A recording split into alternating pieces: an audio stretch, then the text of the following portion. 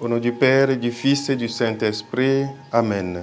Seigneur notre Dieu, rends-nous attentifs à la voix de ton Esprit Saint.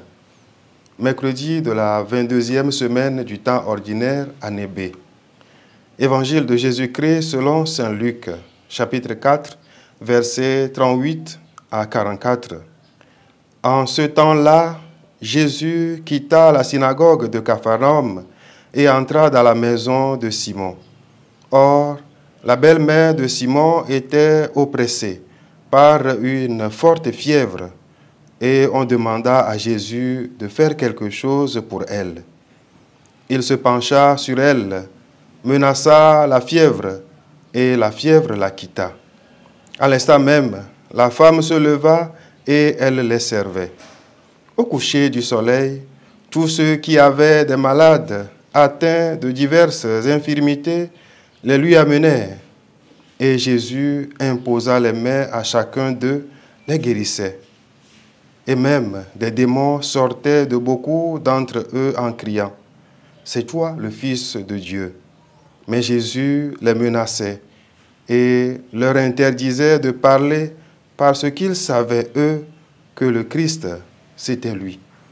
Quand il fit jour, Jésus sortit et s'en alla dans un endroit désert. Les foules le cherchaient. Elles arrivaient jusqu'à lui et elles le retenaient pour l'empêcher de les quitter.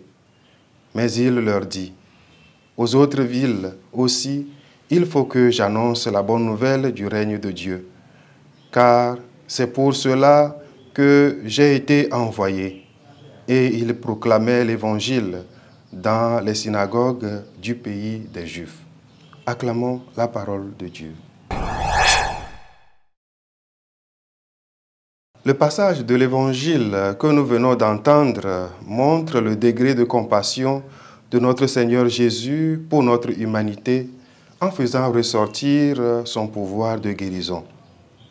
À travers les nombreuses guérisons, Jésus nous prouve qu'il a été envoyé pour libérer ceux et celles qui sont opprimés et veut leur communiquer la vie. Ouvrons-lui notre cœur pour qu'il nous guérisse de notre orgueil, de nos suffisances, pour nous rendre disponibles à servir nos frères et sœurs dans leurs diverses situations.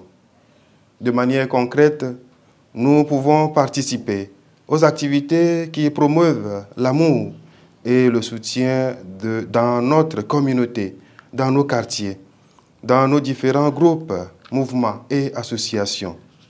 Cependant, nous ne devons pas oublier qu'en étant au service des autres, nous devons savoir prendre du temps pour notre ressourcement spirituel, pour soigner notre vie intérieure, pour plus d'efficacité dans la mission.